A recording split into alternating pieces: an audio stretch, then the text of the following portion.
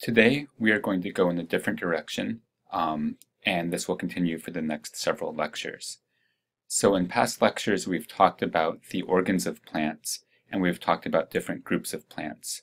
Now what we're going to do is return to a very small scale and build up our understanding of plants, starting with an understanding of atoms and molecules and the properties of water, and then building up to larger molecules, organelles, and cells. So let's start that process. Today we will start by talking about atoms and the three parts of an atom. We will also talk about what happens when atoms lose or gain electrons and become ions. We will talk about molecules and compounds and the difference between those terms. We will also talk about when a compound becomes charged and the bonds that hold the atoms in the compound together.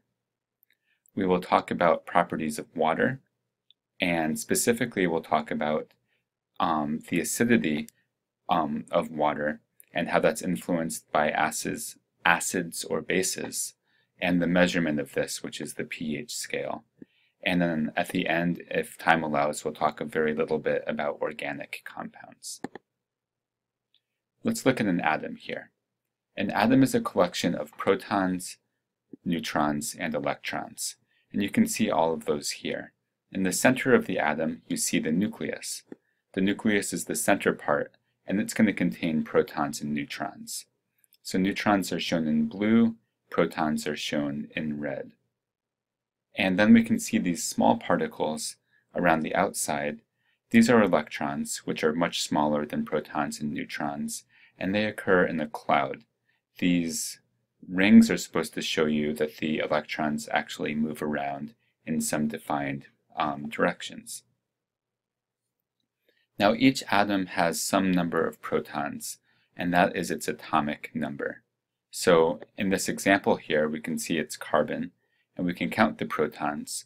Remember, protons are in red, so we have 1, 2, 3, 4, 5, and the sixth one back here you can just barely see.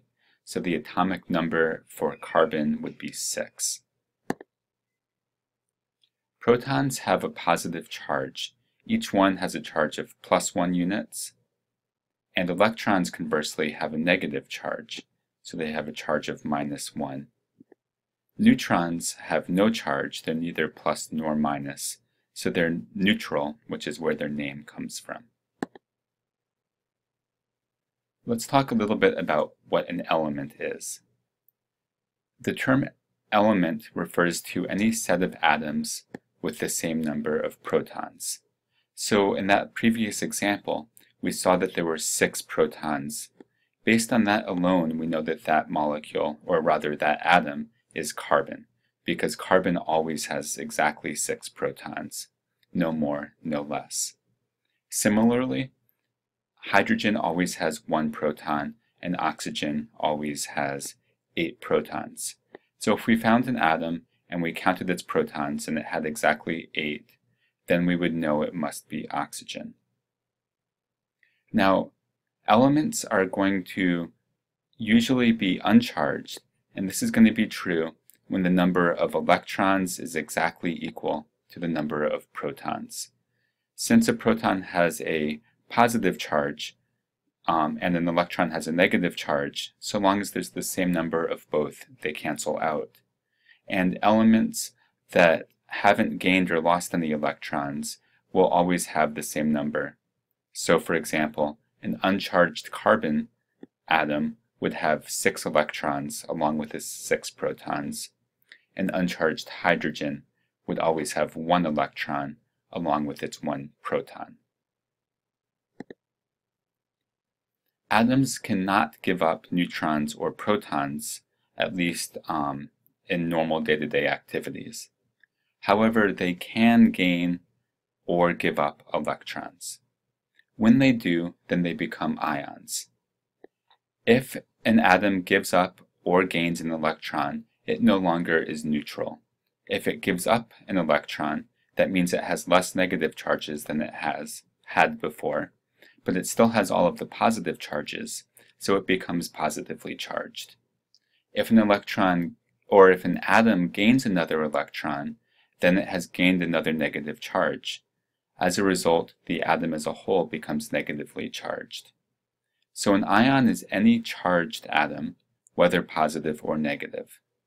We'll then have two subterms, one to refer to positive charges, and this will be cation. So a cation always has a positive charge. Then if an atom has gained electrons, it's acquired a negative charge, and it will be called an anion. I think of this as standing for a negative ion, and hence you can remember that an anion is the one with a negative charge. Cations are always going to have more protons than electrons. Anions are always going to have more electrons than protons. Let's look at an example here of an ion being formed, and we will use hydrogen, which remember is just one proton, and so when it's uncharged it also has one electron. Hydrogen doesn't have any neutrons at all. Hydrogen can give up this electron, and it often does so. When it does, then all we're left with is this very simple hydrogen ion. Notice it still has its +1 charge because of the proton, but it no longer has the -1 charge to balance it out. So the net charge on this hydrogen is going to be +1. That means that this hydrogen has a positive charge. It is a cation. Let's look at the second example. Before we move on, I wanted to emphasize that because hydrogen has no neutrons, when we talk about a hydrogen cation, we're really just literally talking about a proton. It's the same thing. A hydrogen ion is a proton. Let's look at the second example here. We have a chlorine atom, and you can see the nucleus here, and it's got more electrons around the outside here. Chlorine is able to acquire an electron, and I won't ask you to count them, but there's 7 in the outer ring here, and over here we've added an 8th one. It now is called a chloride ion. And we need to know, is this now a cation or an anion? Well, remember that this electron has a -1 charge. If this chlorine was neutral, as it was when it started, then if we've added a -1 charge, it now has an overall charge of -1, and that means this now must be an anion.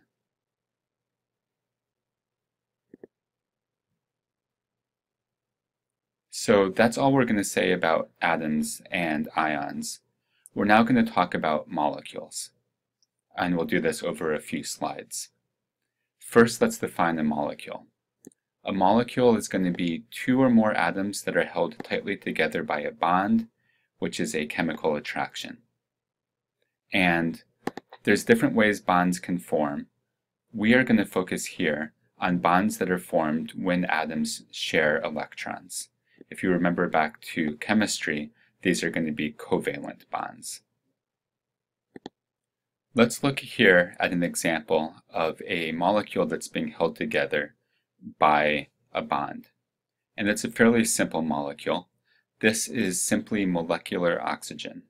It is 2 oxygen atoms, indicated by these O's, or by these spheres, being held together by bonds. Here there's 2 of them, so this would be a double bond. We can't see that here, but the same thing would be true. The formula for this molecule is simply the counts of each kind of atom in it, and here we have only one kind of atom, which is oxygen, and there's 2 of them, so it's called O2. So let's look at the level of electrons to see what's actually happening when an oxygen molecule is formed. Here on the left we have 1 oxygen atom. Here on the right we have a 2nd oxygen atom. Neither one has as many electrons as it wants, but they are able to form a bond and share electrons with each other. And you can see over here on the right, we now have the 2 with the bond between them, and that bond is formed by sharing electrons with each other. This allows them both to be able to have as many electrons associated with them as they would like.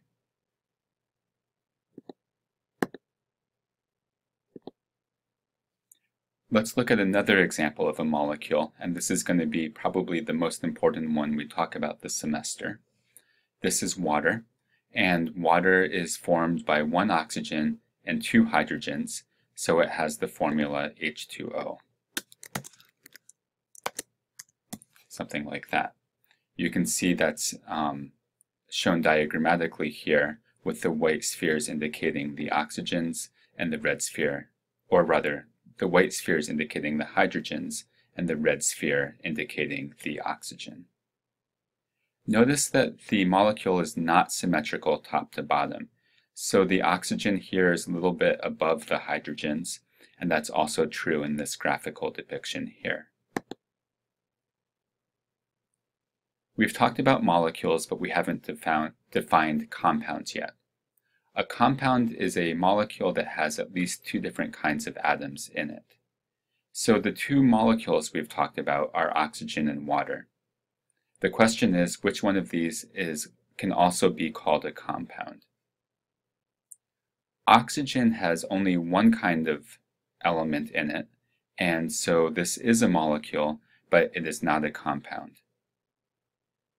Water has at least two different kinds of atoms. It has elements of hydrogen and elements of oxygen. So if it has more than one, then the term compound applies.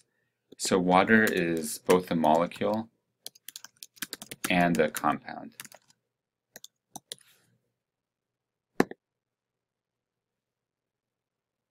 Compounds can be charged. We've already talked about charge when we talked about individual atoms gaining or losing electrons. Well, it turns out that if an atom in a compound gains or loses electrons, that leads to the whole compound being charged.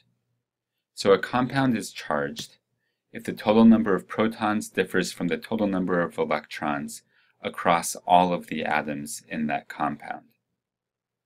We've already talked about the fact that water, or H2O, is a compound. Water can get split into smaller sections. So water can get divided into a hydrogen ion, and we talked about that earlier. We saw that's really the same thing as a proton, and it has a charge of +1. If that happens, then the two atoms that are left are an oxygen bound to a hydrogen. But they now have an extra electron because the electron that wasn't taken by this hydrogen remains behind. That means it's still attached here. And so we have OH minus 1. We're going to give this a name. OH with a negative charge is called a hydroxyl ion. And we can ask, is the hydroxyl ion a cation or an anion? Well, if you remember that An you can think of as standing for a negative charge, then since there's a negative charge here, hydroxyl must be an anion. Talking about hydrogen ions brings us to the subject of acids and bases. Remember that acids are substances that release hydrogen ions when they are mixed with water. Bases we can think of in a couple of different ways, but the way your book talks about them is that bases are substances that instead release hydroxyl anions when mixed with water. Whether a substance is an acid or a base is going to have important effects on its chemistry and how it interacts with other substances. And so it's important that we are comfortable with these terms and also that we understand the scale that we can measure acidity on. The pH scale is what we use to measure acidity. And the pH scale has a value of pH 7 for a neutral solution. A neutral solution has some hydrogen ions in it.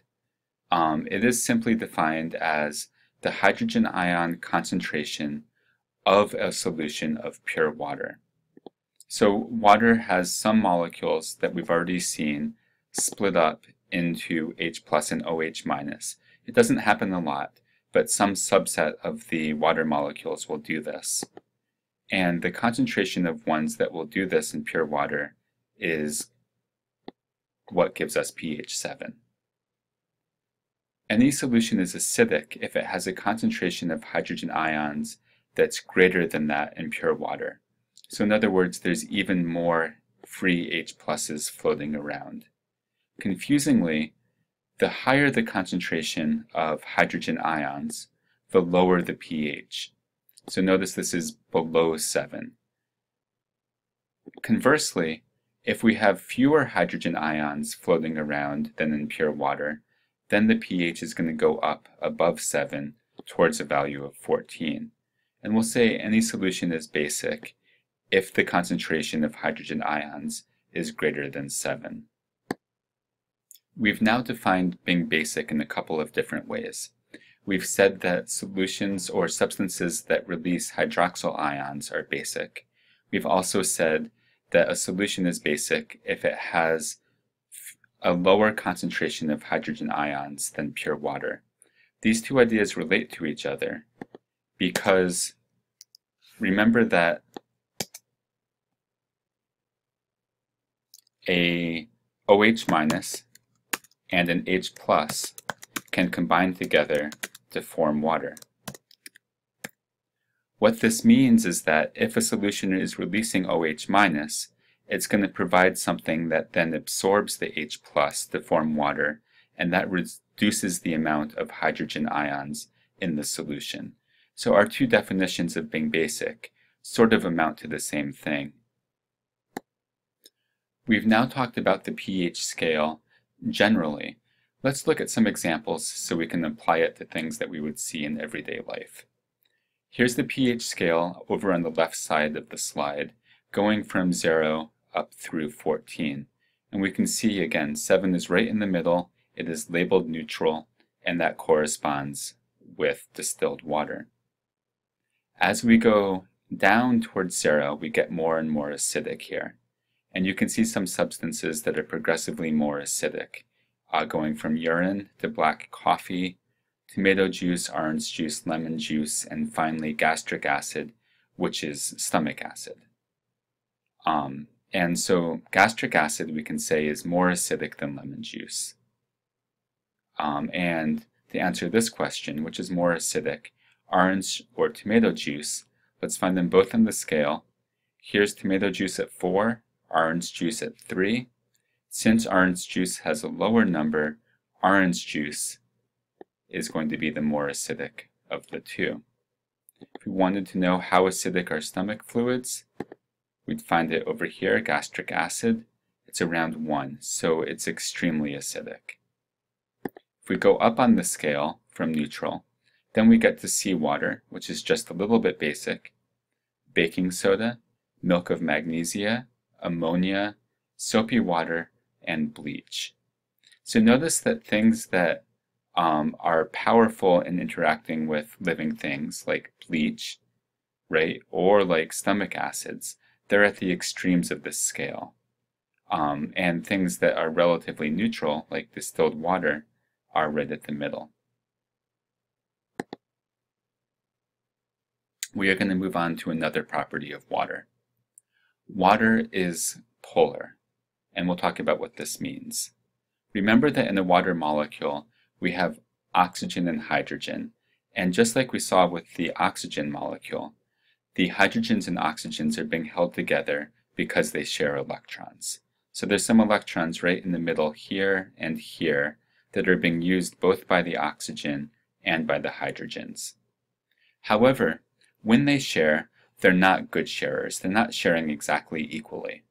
Instead, the oxygen is able to pull on those electrons more strongly than the hydrogens can. That means that the electrons are going to hang out a little bit closer to the oxygen, a little bit further away from the hydrogens. Remember, those electrons have a negative charge. What that's going to do is impart a slight negative charge to the oxygen side of the water molecule. Conversely, because the electrons are not as close to the hydrogen, the end of this molecule with the hydrogens is going to have a slight positive charge. So these aren't full charges. but there's a general tendency for there to be a negative charge up here and a positive charge down here. That's going to have a big influence on how water molecules behave. The polarity of water is going to affect its properties. So think about a magnet. This is the one end of a magnet and this is the other end. And you know if you take two magnets and you hold them together, they're going to get drawn towards each other. The same thing is going to be true for water molecules. And so let's imagine we have two water molecules close to each other. What they're going to do is align so that one of the positive sides of one water molecule is near the negative side of the other water molecule. We can see that here as well as here we've got the positive end and the negative end. And here we've got hydrogen, which is positive, aligning itself close to the oxygen, which is negative, and one more time here. So opposite ends of water molecules attract, just like opposite poles of magnets attract. Why is this important? Well, first it's going to allow water to show cohesion. Cohesion refers to attractiveness between molecules of the same type, but we most often use it to describe properties of water molecules. They like to stick together. And it's for the reasons we just talked about with their partial charges. And this is going to be really important when we think about how water moves through plants, because we're going to see that water literally gets sucked up through plants. And for water to be sucked up, it really helps that when one water molecule gets pulled along, then other water molecules are going to get pulled along by this attractive force between them. A second reason that the cohesion of water is important is because it's going to slow down water molecules. All molecules in nature are bouncing around. In solids, they don't bounce around very much. In liquids, they bounce around a fair amount. And in air, they bounce around even more.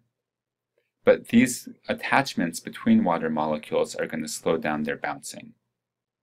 It turns out that the speed of movement of molecules is a measure of their temperature. Because there are attractive forces between water molecules, they are going to bounce around relatively more slowly, and it's going to take a lot of extra heat to get them to bounce around faster. So if you heat water molecules, they will move faster, but they won't increase their speed as much as they would have if there was not this attractive force. What that means is that when we heat water, its temperature is going to change slowly. So water increases in temperature slowly. It's also true that water evaporates slowly.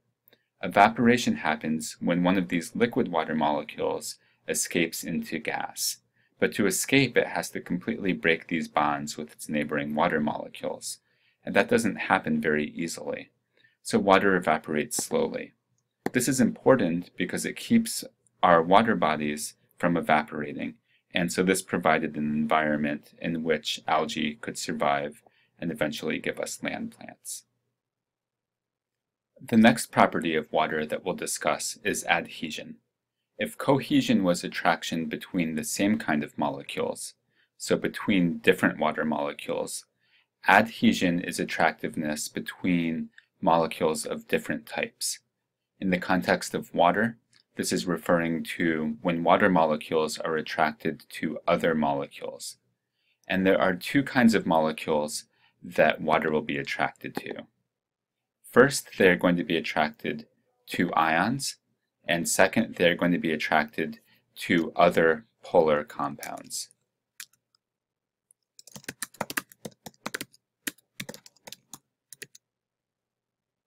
And adhesion is going to be important in the context of botany because it is one of the properties that helps water stay inside xylem. Remember, we talked about xylem earlier in the semester, and we said it was tubes that draws water from the ground up to the tops of plants. Well, that water would fall down due to gravity when, at least under some circumstances, and adhesion of the water to the walls of the xylem is one thing that resists the downward pull of gravity. It is also important that water is attracted to some substances because this is going to allow water to dissolve substances with particular properties. We're going to see that this will apply to both ions and polar substances for similar reasons. Let's start by talking about ions. Remember, ions either have a positive charge, like this cation, or a negative charge, like this anion. And a typical substance we think of is table salt, which is made up of sodium cations and chloride anions. So if we took a chunk of table salt and dropped it into water, what would happen? You've probably done this experiment and you know that the table salt will dissolve. So why does it dissolve? The reason is that, remember, water has partial positive charges near its hydrogen atoms, and it's got partial negative charges near its oxygen atom. Remember that positive and negative charges attract each other. So when we put this table salt into the water, then because the positive and negative charges want to get close to one another, it is going to be favorable for these cations and anions to disperse into the water, and then the water molecules can make these rings around them that will allow their charges to line up. For the anions, you can see the hydrogens are pointing inward. For the cation, such as sodium, you can see that the oxygens are going to be the end of the water molecule that get close because oxygen has a partial negative charge. This same principle is going to apply if we think of an uncharged substance like glucose. So glucose doesn't have a full charge, but it is a polar molecule because there are places on it where the electrons are not shared equally. The result of this is that water molecules are going to want to associate with it, and they will form a ring around this much in the same way that they did around the ions that we just looked at in sodium chloride. Again, this is energetically favorable, and as a result, if we take glucose and you put it into water, it will dissolve. This is an experiment you've probably done while cooking, and if you haven't, then if you've ever consumed a sweetened soft drink, you've indirectly done this experiment. At least you've experienced sugar that is dissolved into water. In cells, this is going to be incredibly important because the cytoplasm of cells is basically filled with water. So everything that dissolves into it has to be either an ion or a polar substance. So we've just said that some molecules are attracted to water.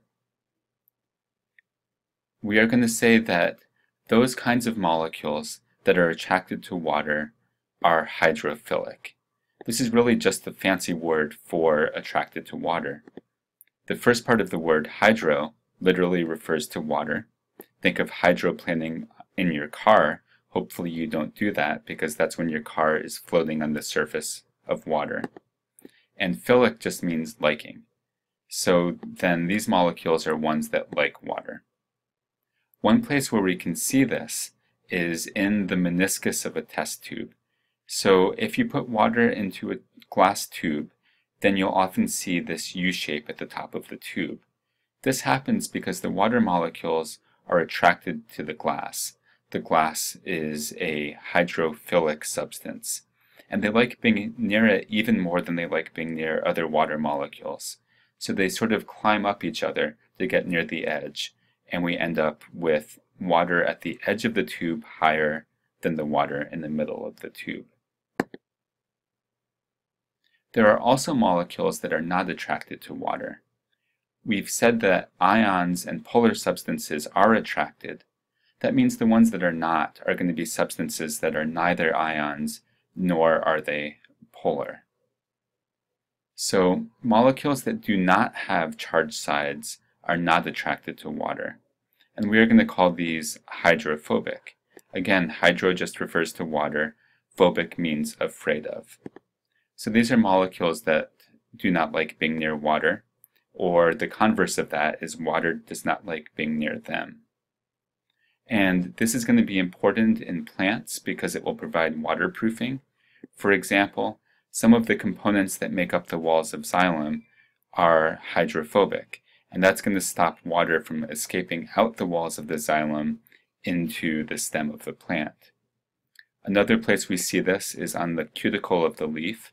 Remember, we talked about Kudin, and we said that Kudin is a waxy substance. Well, wax is highly hydrophobic.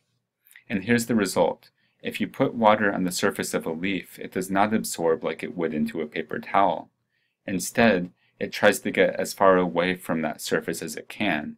It can't just fly away, so what it does is it balls up, and it sort of goes up into the top of this water droplet instead of this water droplet spreading out evenly across the surface of the leaf.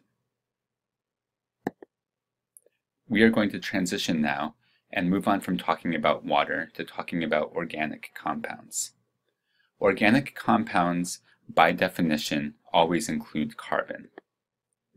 So organic chemistry is the chemistry of large carbon compounds. Almost always carbons are going to be connected to each other in these compounds. So it won't just be one carbon, but it will be 2 or 3 or many carbons in a row.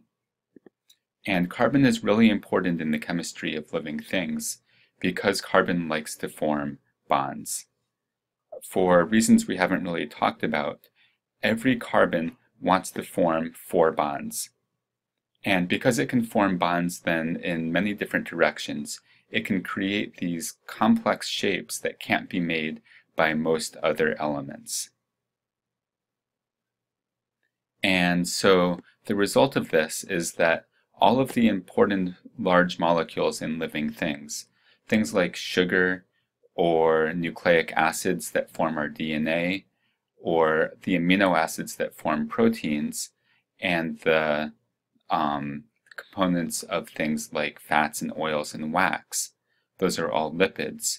All of those have as their primary central ingredient carbon and other things attached to them. So in subsequent lectures, we're going to talk about some of the details of those compounds. Those compounds that we just named are all macromolecules. And we can define macromolecules as being large molecules with a repeating pattern. And there's going to be 4 types that we just named. Again, we can list them here. These are going to be proteins, carbohydrates, lipids, and nucleic acids. In all of these, then the large molecules are going to be formed by first small molecules forming, and then those smaller subunits getting linked together. And they're going to get linked together in a predictable pattern. When this happens, then we are going to call each of those subunits a monomer. Mono, the prefix means 1, so these are just sets of 1. And then when those monomers get linked together, it's going to form a large molecule called a polymer. Poly means many. And so this is going to be linked chains of those individual parts. And we will spend the next lecture talking about different properties of these 4 different macromolecules that we just named. Some final thoughts for today's lecture. First, remember that the properties of living things are based on the properties of atoms. And so what we're doing here is we're taking really complicated things like living plants, and we're dividing them into smaller categories like cells and organelles, but those are made up of macromolecules, and we've just said that the macromolecules are made up of monomers, or smaller molecules, and those are made up of atoms. So by going over the properties of atoms, hopefully we can build up until eventually we understand the properties of cells and organelles. Second, I want you to remember that water is fundamental to life. The majority of the contents of the cell is in fact water. Moving water is one of the biggest challenges plants face, and we will talk more about how they do that. And remember that plants evolved in aquatic environments. And finally, I want you to remember that the versatility of carbon the fact that it can form 4 bonds and make many different shapes is going to be central to the properties of the macromolecules that make up living things.